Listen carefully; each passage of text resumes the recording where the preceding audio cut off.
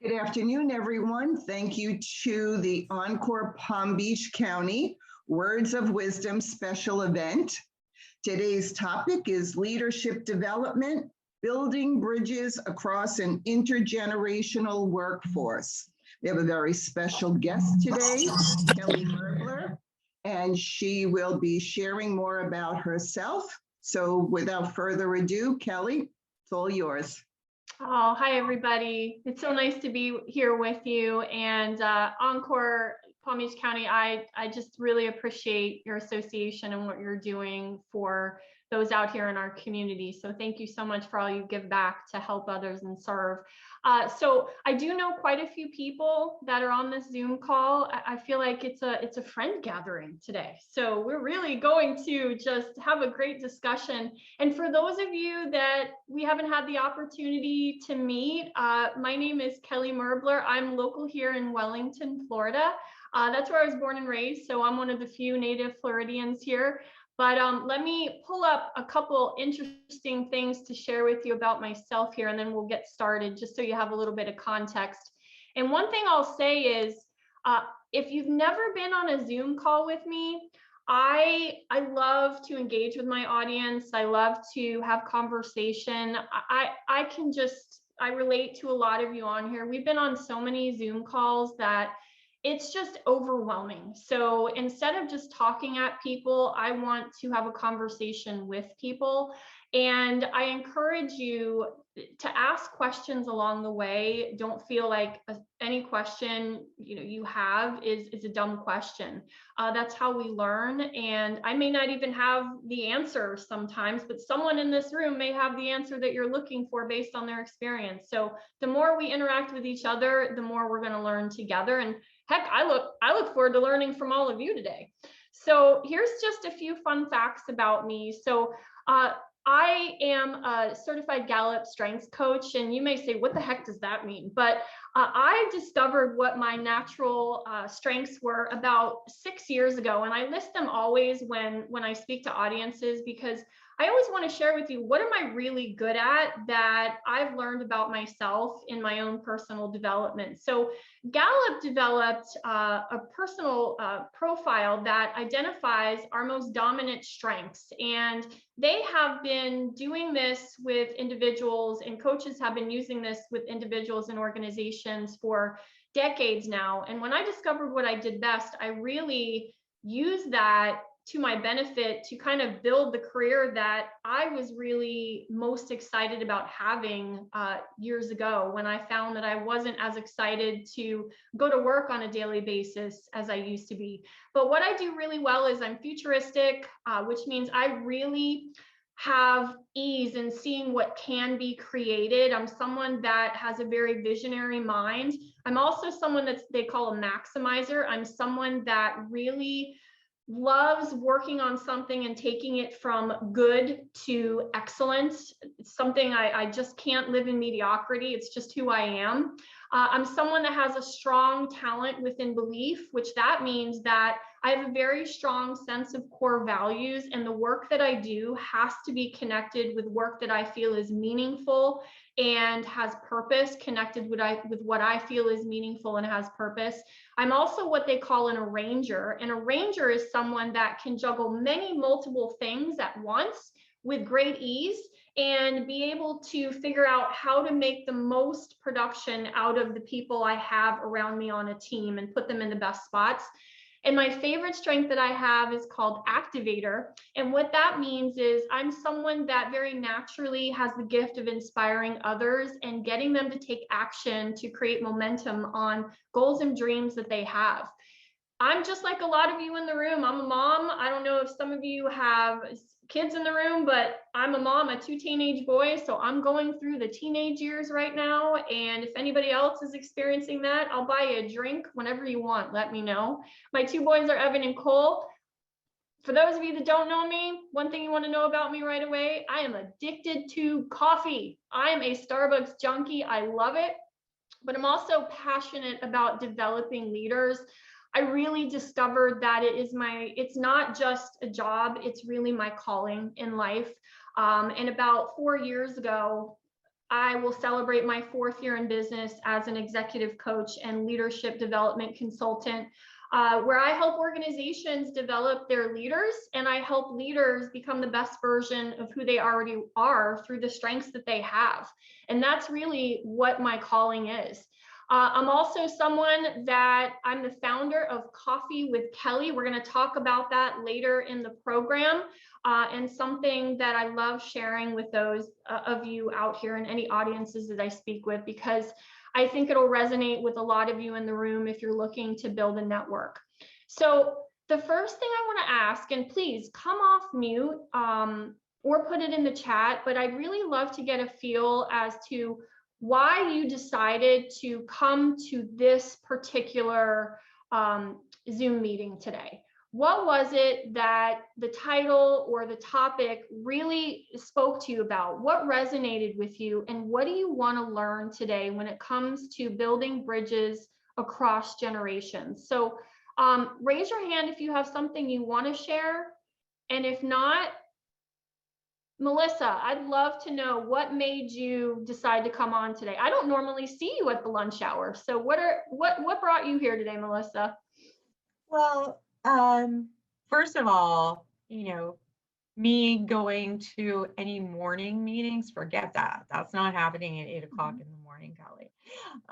So it's good to see you. When I saw your name come up, I'm like, yes, let's see Kelly. And honestly, I just wanted to listen and see if I could give any input.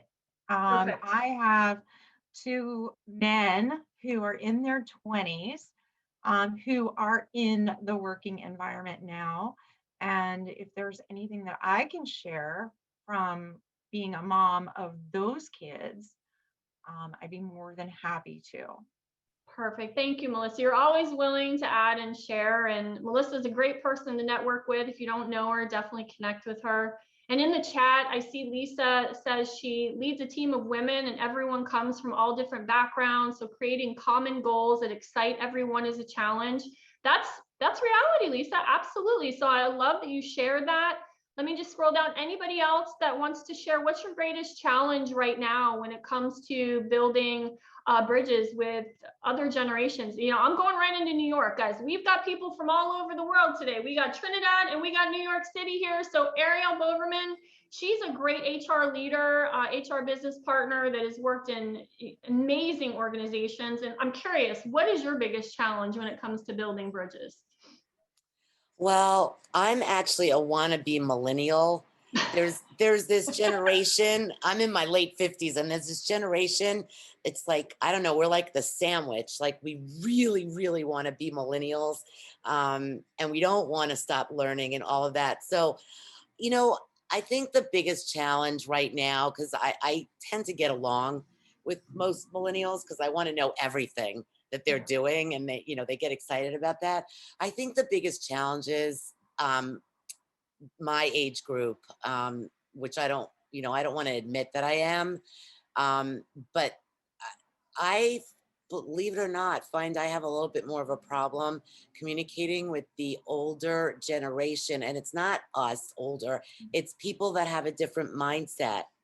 Their mindset is not a growth mindset. They're not enthusiastic. Even on teams that I've worked on, my last team, we were all over 50, and you could really see the difference in how they did their work versus people, with one mindset versus another. So that's a challenge for me to get past the mindset that is not mine. Of, yes, I want to learn this new technology. I want to keep up to date. I can multitask. There's all these things that I can and want to do, when in fact there are some people that, oh, I can't do it. I don't want to learn it. I'm not technical. So I struggle with that. Even when I was younger, I struggled with people my own age saying, oh, that's not my job, and I don't want to learn that.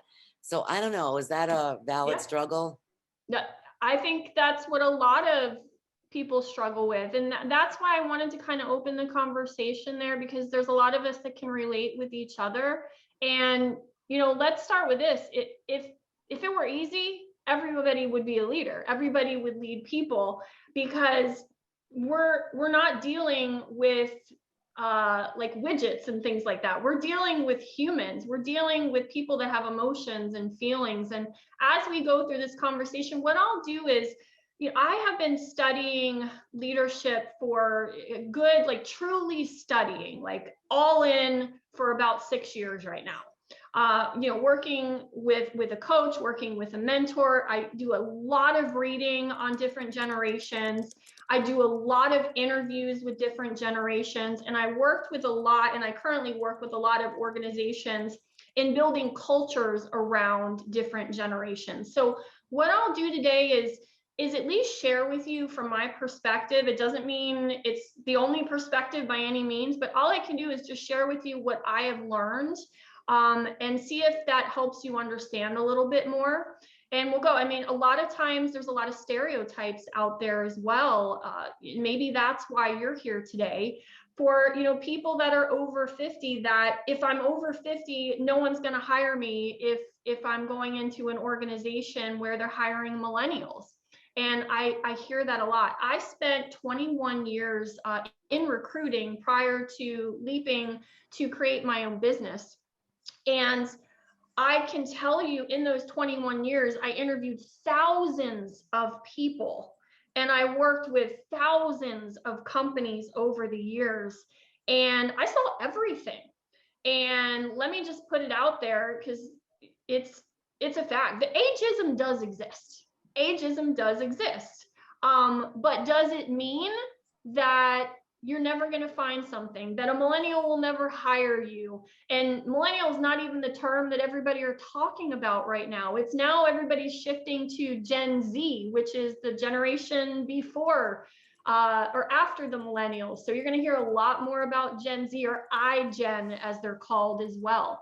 And I love the fact, I'm looking in the chat, we also have a millennial on this call, and I love that, because that's how we start learning together. When we start coming together in different generations and sharing kind of what our thoughts are and our perspectives, that's how we learn from each other. And that's a lot of how I've really learned to coach and lead different generations. And so Amanda shared, as a millennial, I'd like to learn how to extract the most of the baby boomer employees who do not feel comfortable operating in a fast growing tech workplace.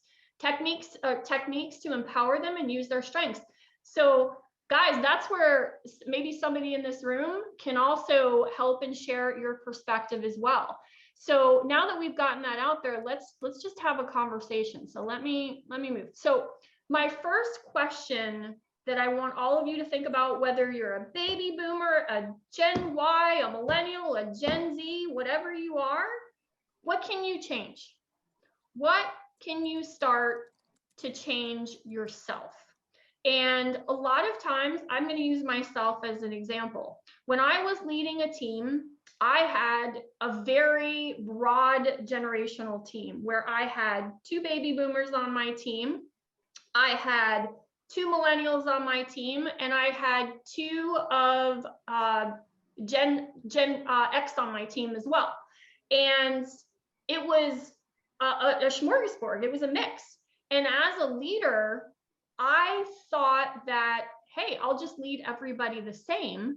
And as long as I treat everybody fairly, then we'll all just, you'll get what we need done. And that was the wrong perspective and the wrong approach to leadership. I learned very quickly, because we all don't learn in the same way. We all don't have the same desires, and we all might be looking for something very different based on what we value most. And I always think, and I look back at what my mentor taught me, is, Kelly, you can't add value to people until you understand what they value.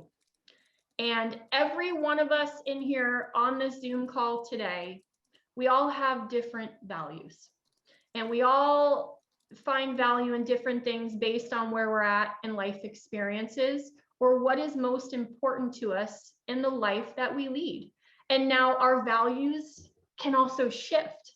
So what I valued when I was early in my career, 23 to 20, to 30 was very different than what I value today and why I do what I do. When I was in my early 20s, I was all about climbing that corporate ladder and making the paycheck and going after that job title and getting the promotion. That's in that stage of my life, that's what was really important to me. But as I've grown older and just had different life experiences, that's really shifted for me. So one of the first things I did to change how I led people was I really sat down with the teams that I led. And if you have hundreds of people, you can't sit down with everybody, but with my close reports and the people that I was closest with in the organization that I was responsible for, is one of the questions I learned to ask is, talk to me about what you value. What is it that you really value that's most important to you right now in your career and in your life? And I tell you that because that was a question that taught me so much about the individuality of everybody that I led. And there were people on my team that I would have absolutely assumed that they valued the paycheck. And there were some on my team that I thought valued promotions. And when I sat down and had those conversations and really took the time to learn and understand them, my perceptions were so off. But I never was able to understand that until I had a conversation with someone. So I'm gonna deflect this back to the group here and just be thoughtful. What is it that maybe you can change when you think about different generations? Because I think a lot of times I experience and what I see is it's an us versus them mentality. And these millennials, they're so lazy, they're so entitled, and they never want to do anything. And then the millennials will say, well, the baby boomers, they want to learn, they don't want to learn any skills, and they don't want to be in that fast-paced environment, and they're not looking to grow. But is that true for everyone? Absolutely not. Melissa, what do you want to say? I see your hand. So I will tell you, yeah, when I was younger in the workforce, I questioned authority. It was all about, please. I had that kind of mentality. As I got older, I looked at someone who was younger and had different types of positions and maybe above me as maybe someone I wasn't going to give as much respect to because they were younger. So here I am now, and I can tell you, being the elder, even though I'm not old, of a lot of the group that I work with, just the whole group that I work with, and we work super well together. Why? Because we have an openness and respect for each other. And I think really that's it, to be open and respectful of what each person can provide, no matter what age they are. And because of this, we are openly asking questions. And that's what makes our group a well-oiled machine and why we work so well together. And anyone that works with our company, I mean, it's absolutely transparent because we work that way. So anyone that works with us sees that. So it's not only internal, it becomes an external thing. Absolutely. Right. And it's what you promote is what gets promoted. And if you're having open and transparent conversations to ask questions, to understand each other, that communication is a huge part of building bridges with paramount coworkers of any generation. Absolutely. Yeah. Ariel, what were you going to say? Yeah, I was going to add to that. I think we need to stop generalizing this generation and that generation. Yeah. I don't do that anymore. Maybe I did when I was younger. I mean, you need to treat everyone as an individual, because I will tell you, I had a colleague and she 2 years ago, and she was 30, and she's an HR director now. And people in our group were older. She was the youngest one. She could not get a word in edgewise. All of us in our 40s and 50s, she couldn't get a word in edgewise. She felt she was disrespected because no one seemed to understand. And she was brilliant. And she got highly insulted when people kind of sloughed her off as, oh, you're a millennial. Because just because you're a certain age doesn't mean that you're behaving that age. We all behave different. You know, look at me. I'm immature for my age. I don't want people calling me a baby boomer or whatever the heck. You know, I don't need that in my life. But I think that if we start to treat people as individuals, you know, and understand what makes them tick, for me, it's know your audience. Yeah. You know, and in HR, we have to learn so much about each of our internal clients. And as you know, people, you know, and how they act and how they interact and how they learn. And, you know, maybe they don't like email as much. Maybe they don't want a voicemail. You need to really try to, I'm not saying pander to, but treat people in the way they want to be treated. Yep. Versus, oh, I'm going to treat all baby boomers the same.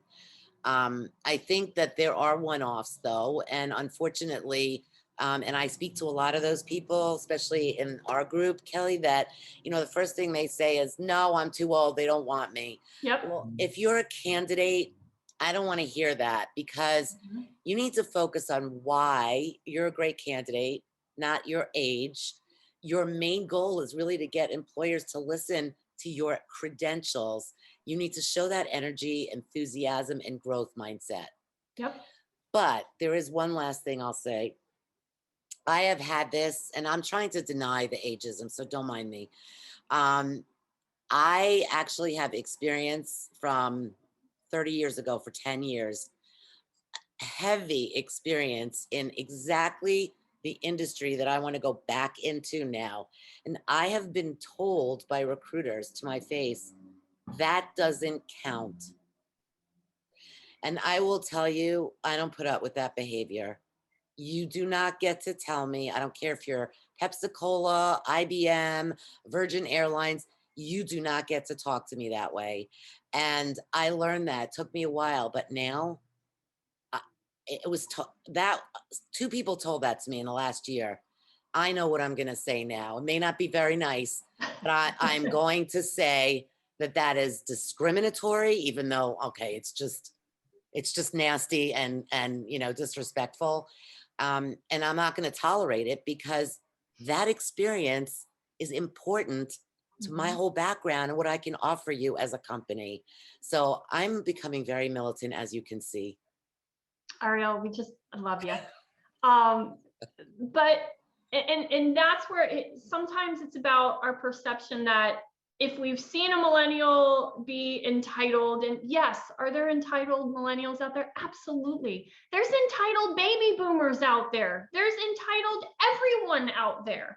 But that's the thing, is what can you change? And maybe sometimes it's just the perspective of understanding that it's not everybody is in a box. And so generations are clues, but they're not a box. And the more we understand, and I work a lot with organizations on how to understand how to get the best out of their people, not the generation, the people. Because if we can understand the person, we can pull out what they value most. And that's where effective leadership comes in. And I'll give you a great example. I was working recently in a consulting engagement where a client, it was a small business, and he wanted me to come in and do a leadership development program for his staff of 15. And he had a high potential employee that he wanted me to spend a little bit of time with. And when he started talking to me about this employee, and the owner is a baby boomer and the employee was a millennial, and I learned this because of how he was describing him. He was sharing with me how he's not a good listener. He doesn't always stop and look at the details. And he goes, oh yeah, by the way, he's a millennial. And I I don't know if I can do anything with him. And when I hear that, it's just like, I'm like, you're your worst enemy. You're in your own way.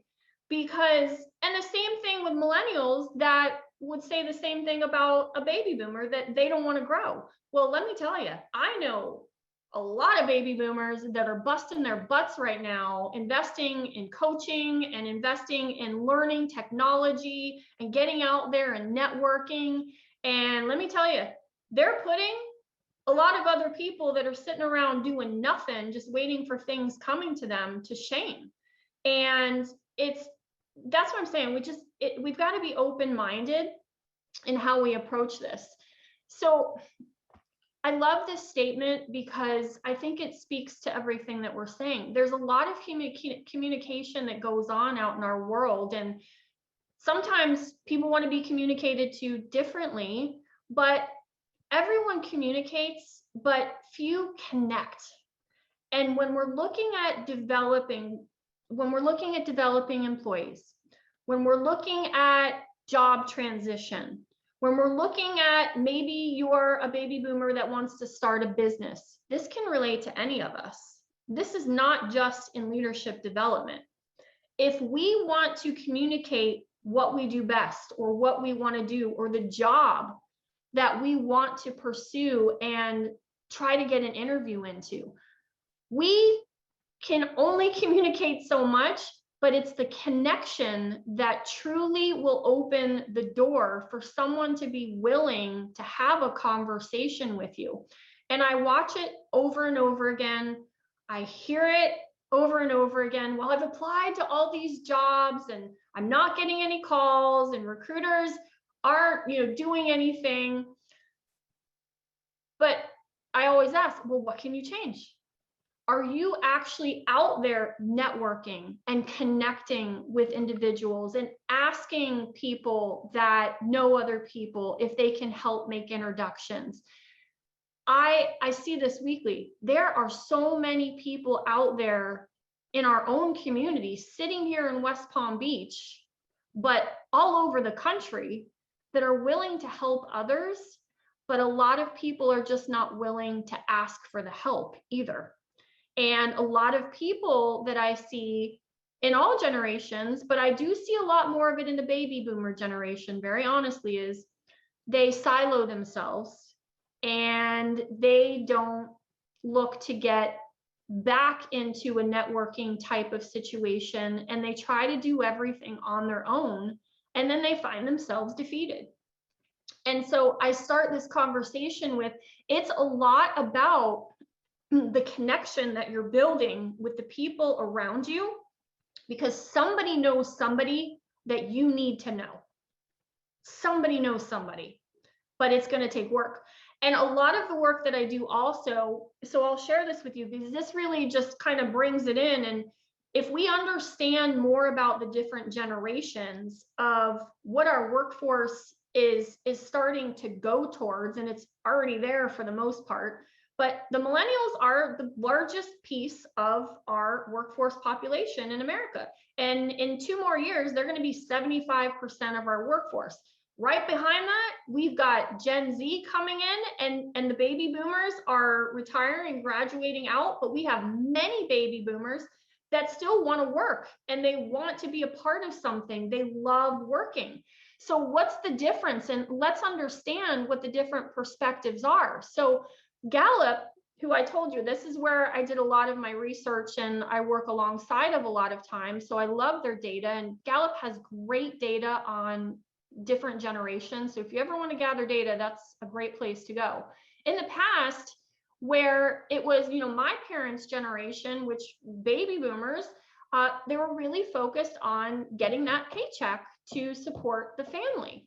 And what the millennial generation that has been discovered through research and lots of data and lots of surveys that have gone out all over the world and analytics is the millennial generation is very connected with having work that they feel they have a purpose, that they're going to work and they're a part of something.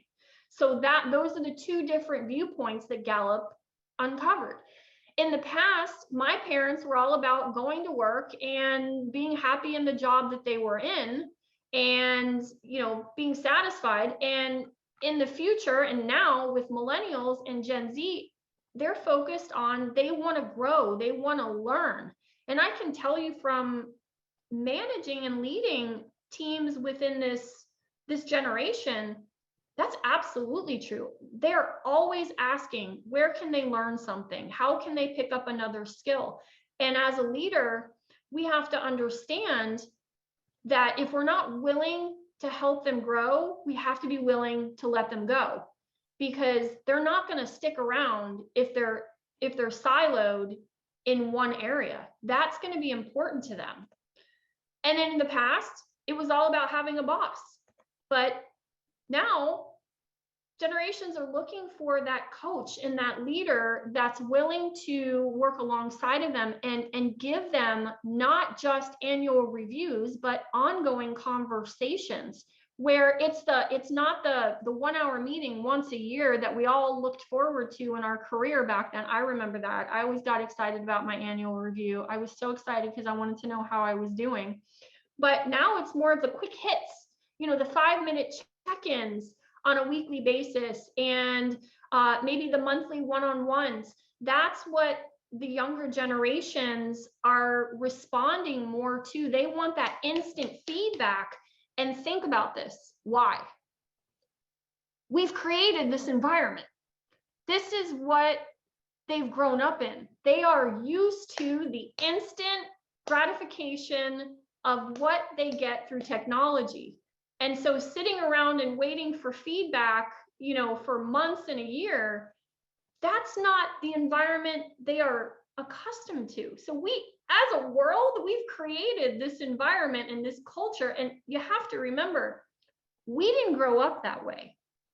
And so we may not understand it, but that's the environment that they grew up in. I look at my boys who are 13 and 15, and they're in Gen Z. They will never know a time that they didn't have technology.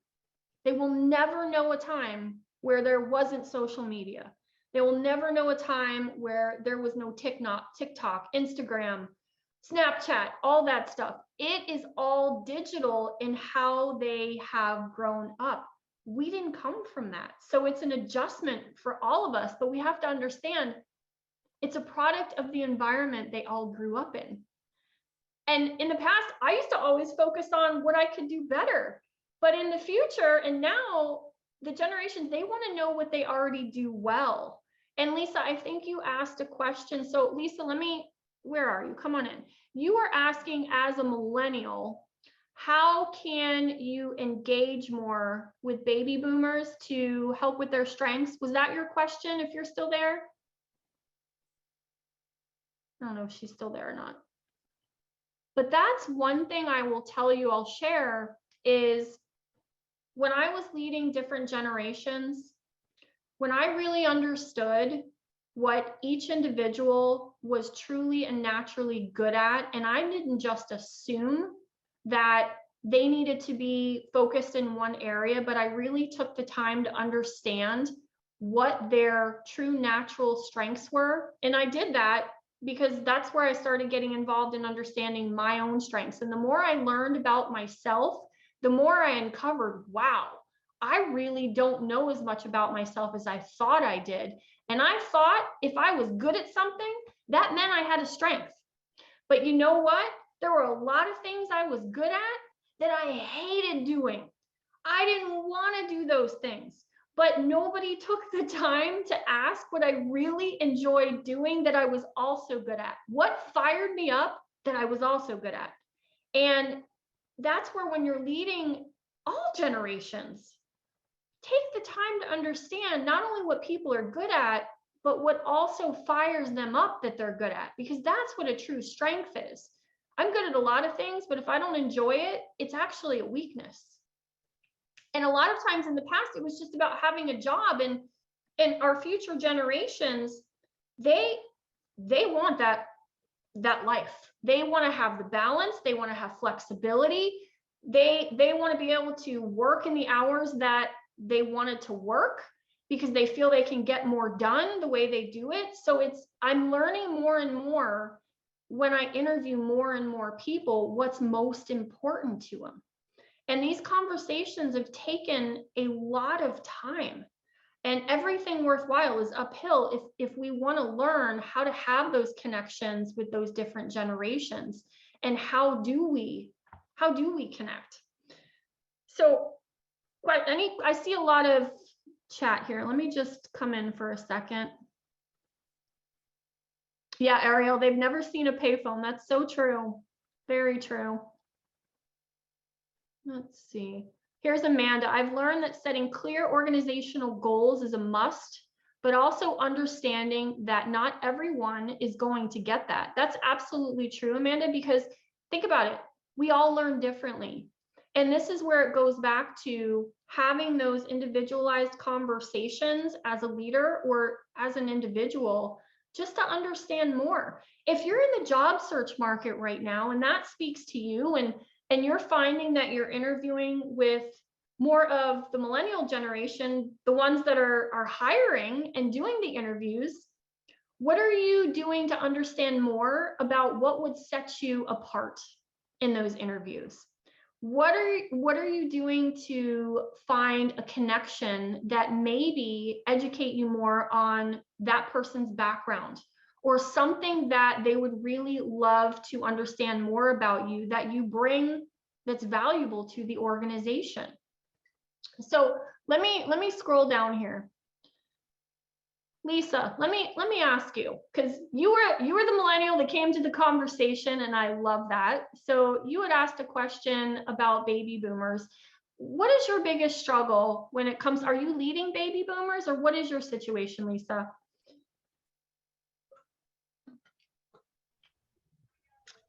So I'm leading everybody from like 18-year-olds to like baby boomers. Mm-hmm. So, and I do see the struggle with some people like, well, that's just not for me because that's technology based. So I just like, I'm no longer going to succeed in that aspect. Like, just don't talk to me about that part of the job because, you know, I'm just not going to do it. And then there's, I have people who are just so focused on technology and that's all how they want to run their job. So I'm kind of like trying to find this umbrella, which I think is interesting because I myself am like in the gap between like, am I a millennial? Am I not a millennial? Like, I'm kind of like on that like pre-millennial, like technically I'm a millennial, but I don't feel a lot of the ways where I feel like, hey, I should fit into this box as a millennial.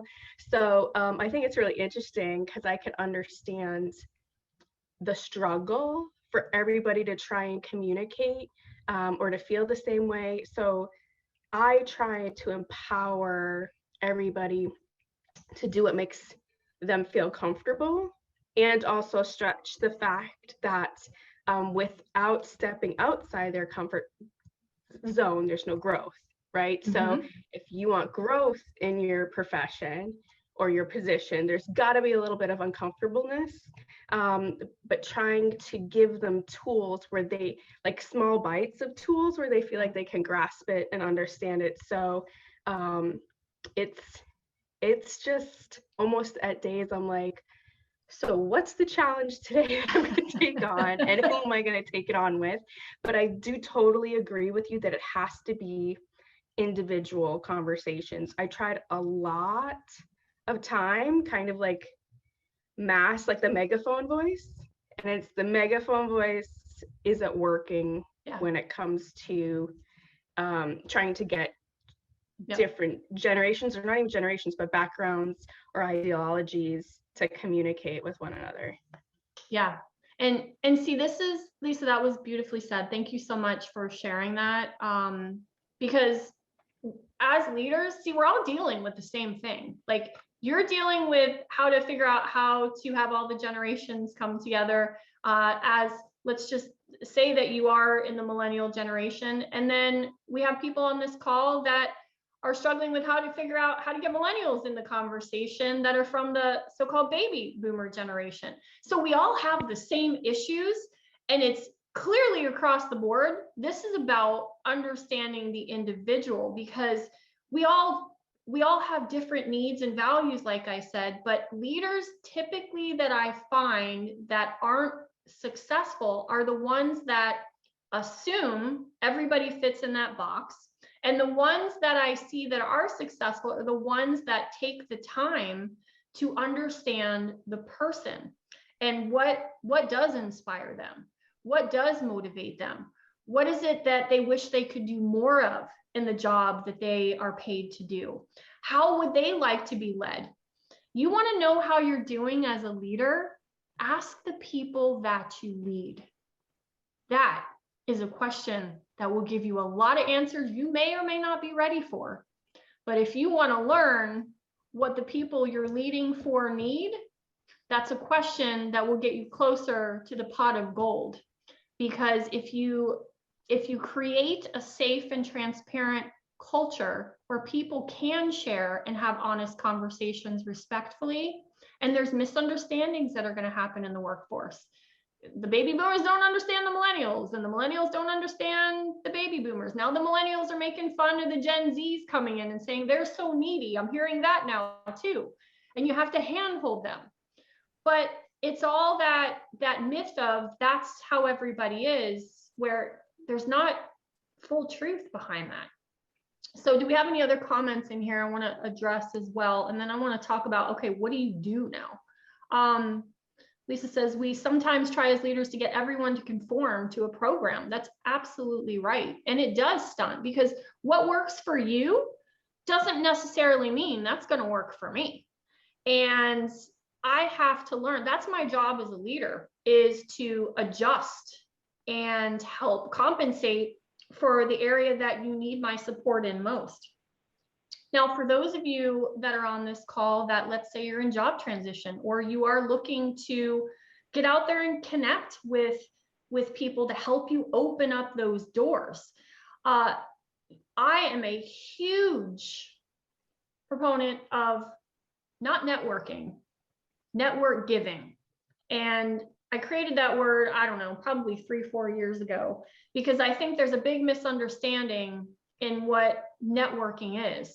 And I don't care what generation you're in. If you're not out there network giving to others, you're missing a huge opportunity.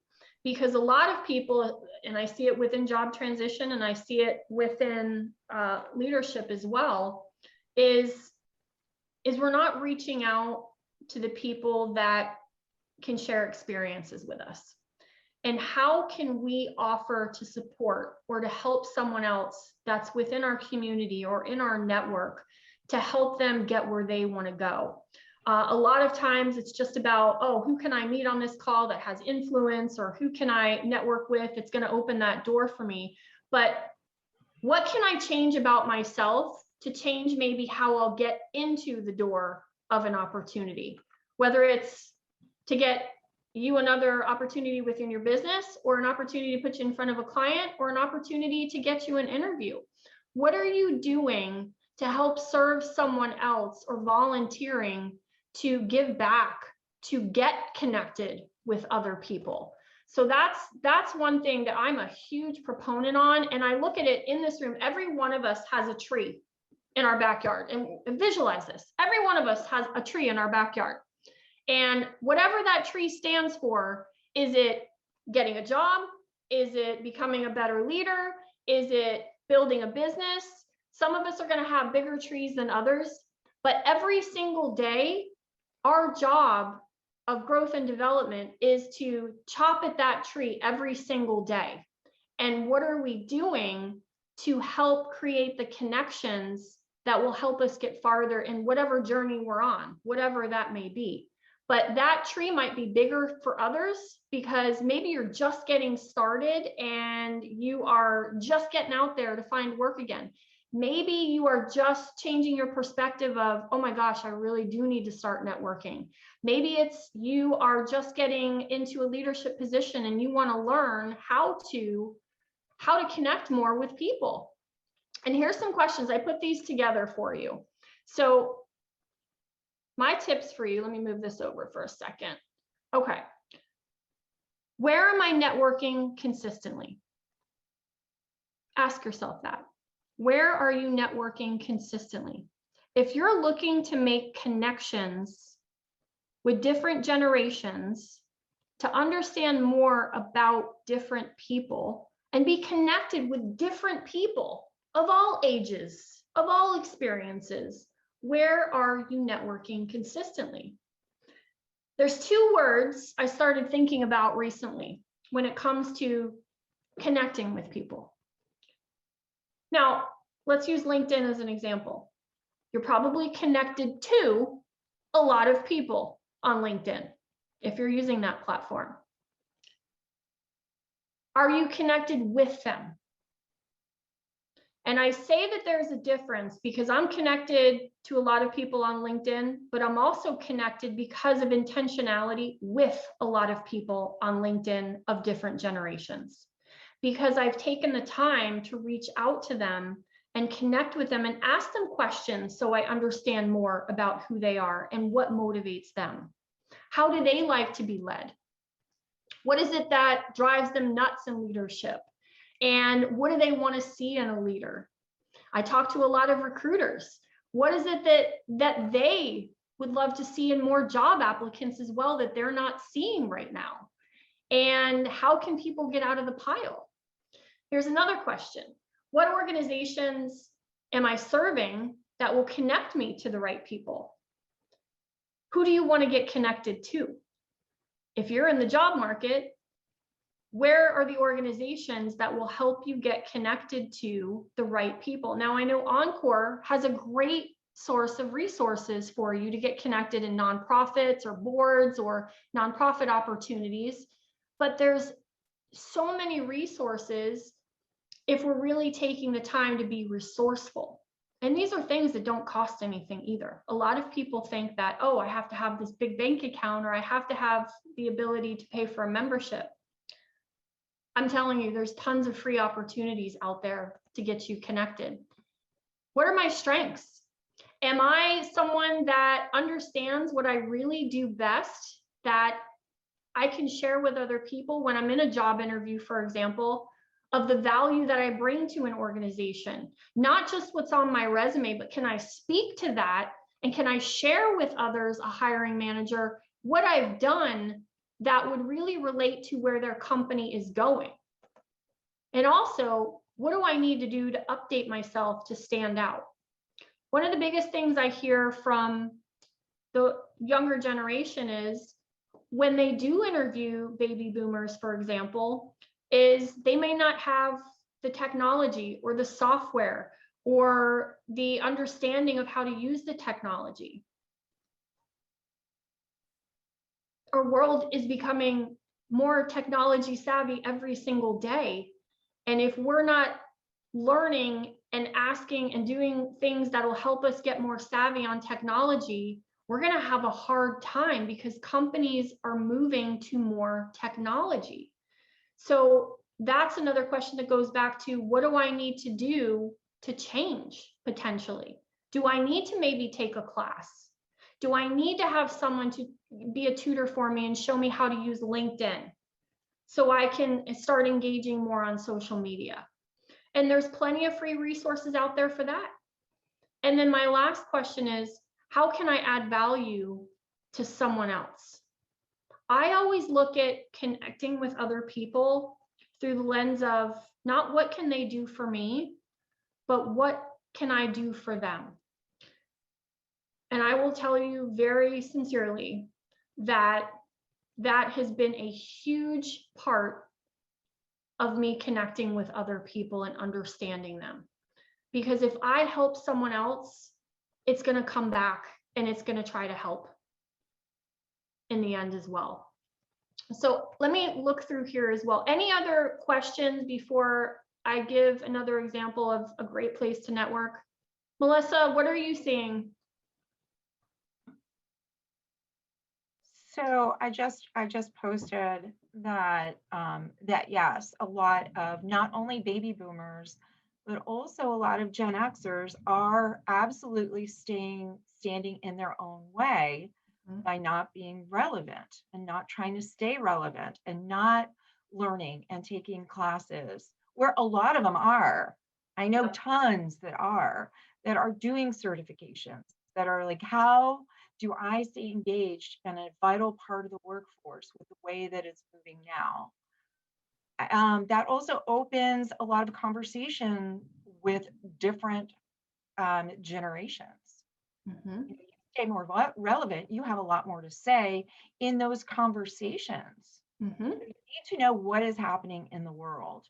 You need to know what is relevant to what you want and how to get it. So I think that that's hugely important. Mhm.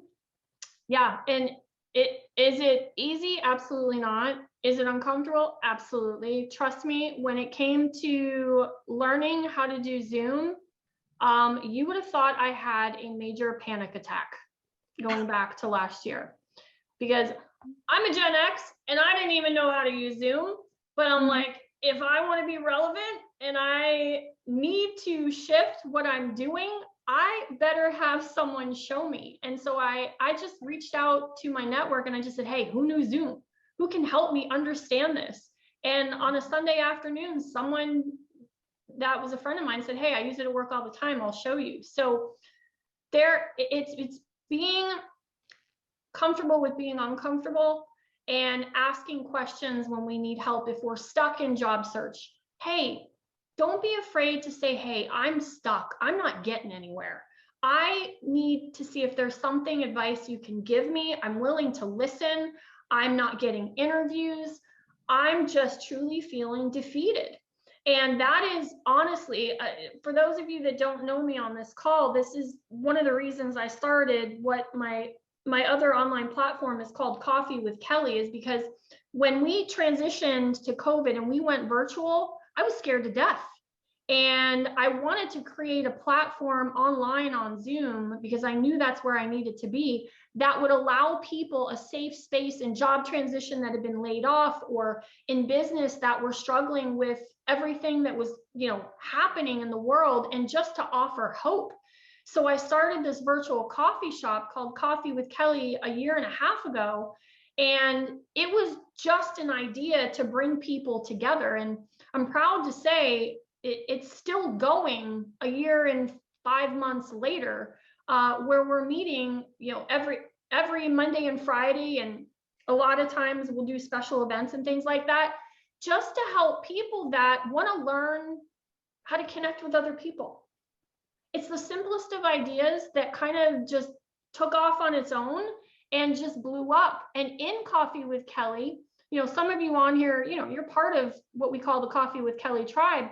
You can share, like, you've seen what has happened. We have plenty of different generations that are sitting in our weekly catch-ups where we're learning from Gen Z. We're interviewing them. We're bringing them in as a speaker and saying, hey, tell us what we need to know about you. I'm struggling with leading you, or I'm struggling with how to go through an interview with you. What's relevant to you? What do you want to know? And we're interviewing baby boomers as well and asking the same questions, like, what's important to you? What is it that you need us to understand so we can connect more? So I put that out there because I'm always open to helping other people. And there's such a great support system within Coffee with Kelly that if you're in that moment right now and you just don't know how to connect with other people, and you need to get connected and have a place to go and ask questions that are in a safe space, then please, I invite you. My next one is July 30th, and I'll make sure that all of you get the invite, but anyone is welcome. And if there's, the biggest tip I can give you is right here. And this is why I almost laugh when I look at this, but everybody fell in love with this when I created it last month. I'm like, I have the best tips for leading different generations. And it's the same for all generations. It's have a conversation with them. So I think a lot of times we make it this big issue when we all need the same thing, and we all want the same thing, is to be valued and heard. And if we want to connect and build bridges, for all the generations, whether it's in the workforce or in our community. Just start connecting with people in different generations and ask them questions. Have a cup of coffee with them and just see what it is that you can learn about them. Trust me, I've learned a lot about leadership through having conversations with people in all different generations, and everyone is different. They're all different.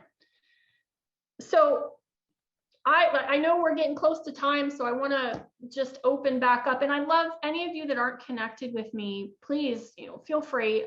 This is my social media, but hey, if you like to just send a general email, I'm all open to answering an email as well. And I'll put that in the chat for all of you, if that's your form of favorite communication. But let me come off here for a second. And thoughts, comments, questions. Yeah, I just wanted to add one thing, as always. I do find that when you're talking to, let's call them the baby boomers, me included, we tend to want to talk a lot and tell, as opposed to show by example.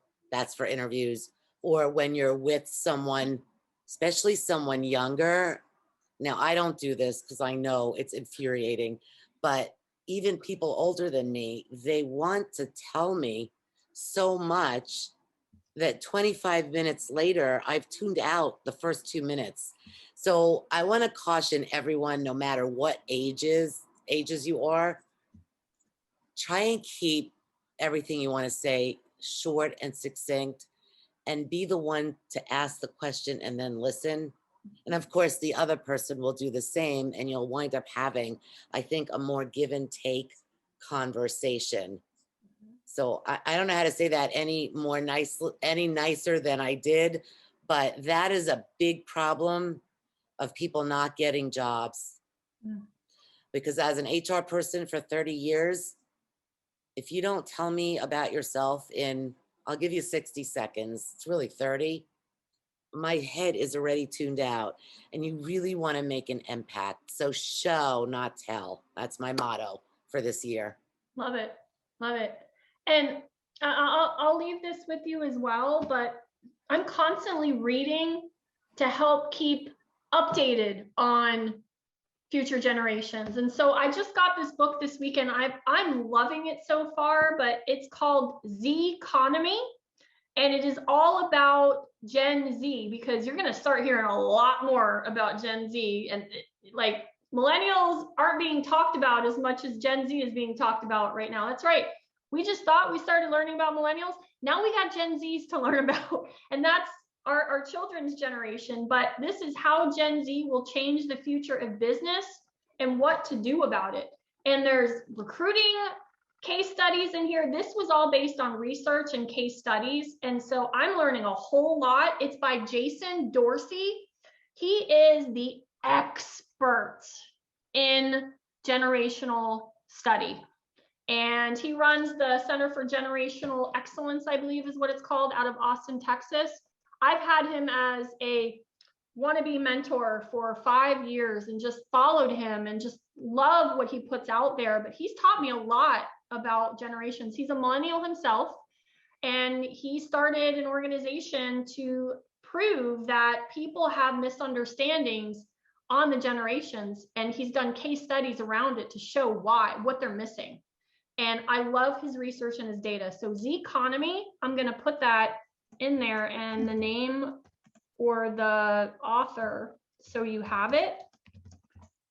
Karen or Christine, any questions or anything you want me to answer that you had as well? I'm going to turn it over to Karen. I know she had a few comments. Karen? Well, Still thank with you, us? everybody. I just wanted to thank everybody for attending, and of course, start out by thanking Kelly. It's great to have you here and be sharing with us the research that you've done. It's wonderful, and I wanted to thank everyone for the open and honest dialogue and communication.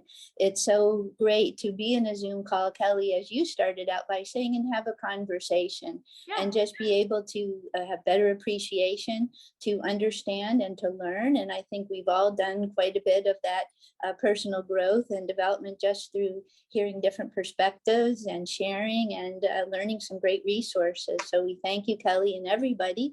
And we just wanted to thank everybody for participating. Encore Palm Beach County is a not-for-profit. As Kelly said, we encourage you to go to our website if you haven't yet, www.EncorePBC.org. And finally, we're excited about an event we're hosting in October that you can read about on the website. And if you work for an organization that values mature workers, values intergenerational workforce, we invite you to nominate your company, because we're having the first ever Wisdom and Experience Works for Business Award event. So if you work for a company in South Florida or the Treasure Coast, you can nominate your company, because who wouldn't want to be known as a company that values all generations? So please, if you need more information, you can reach out to me. You can reach out to us through our website. So we appreciate you all being here. And Kelly, thanks for a great presentation as always, and hope to see everybody at Coffee with Kelly soon.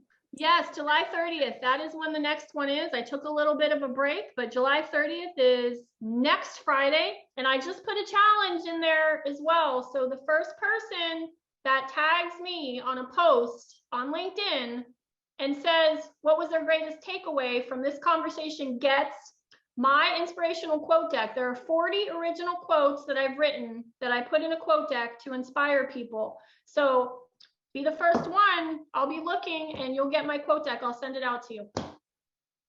All right. Thanks, guys. Awesome. Thank you, everyone. Thank you for joining us. If you want to get more information or follow the conversation today, the recording will be up on our YouTube channel in just a few days, and that's EncorePBC.